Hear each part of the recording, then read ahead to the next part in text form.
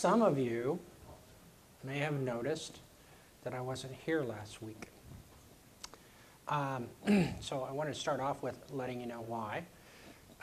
Friday, March 1st, as a big surprise to myself, I had a massive heart attack, ended up in a Carson City hospital, and stayed over there for about a week. And am now back at work, trying to work my way back into work, which is kind of a bigger struggle than I realized.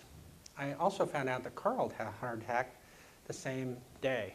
So wasn't a good day for hearts. Anyway, I just want to bring everybody up to date on that. I talked a little bit last time I was up here about how it is to walk with death beside you. And believe me, it's a different perspective when death's sitting on your chest and you can't breathe. So I had a real awakening, and I'm glad to be alive. I'm glad to be back with you guys. But that's really not why we're here today. And I have some good news and some bad news.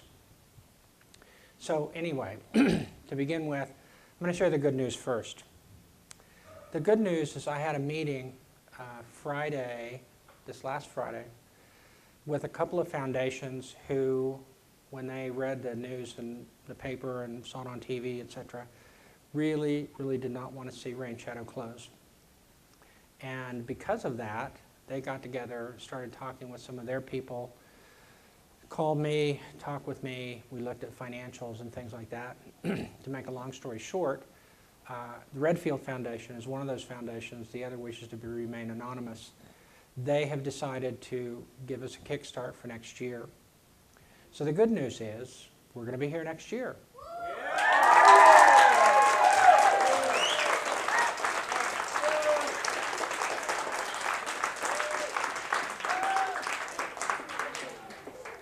Now the bad news. Can I see the hands of the graduates for this year? Okay. I really hate to disappoint you guys, but you're not going to be the last graduating class.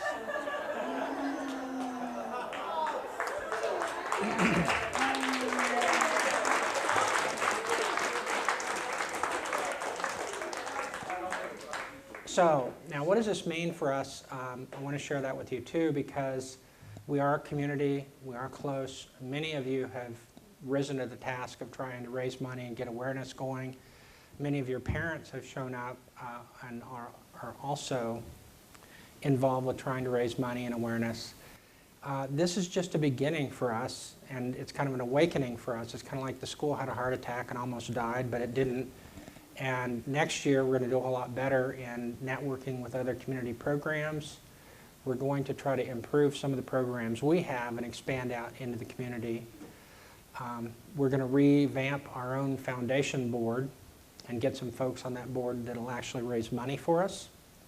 Now, it's kind of a weird concept, but we've got to have people raising money for us. We're going to start, again, working on some businesses out of the school to raise money. And one of the things that most directly impacts you all is that we have to also have students next year. This year we stopped taking new students in. I don't know if you realized that.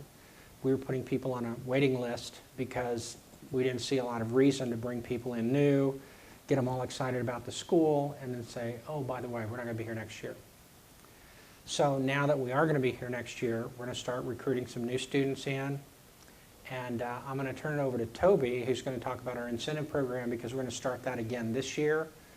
Some of you benefited from it last year. But like I say, talk to your friends, your neighbors, whoever, and get them interested in the school, because we are going to be here. We're going to be better than we are this year, and we're going to continue to improve into the future. So I appreciate your patience, tolerance, and dealing with the uncertainty of the school closing. But thanks to a couple of foundations here in town, that's not going to happen. So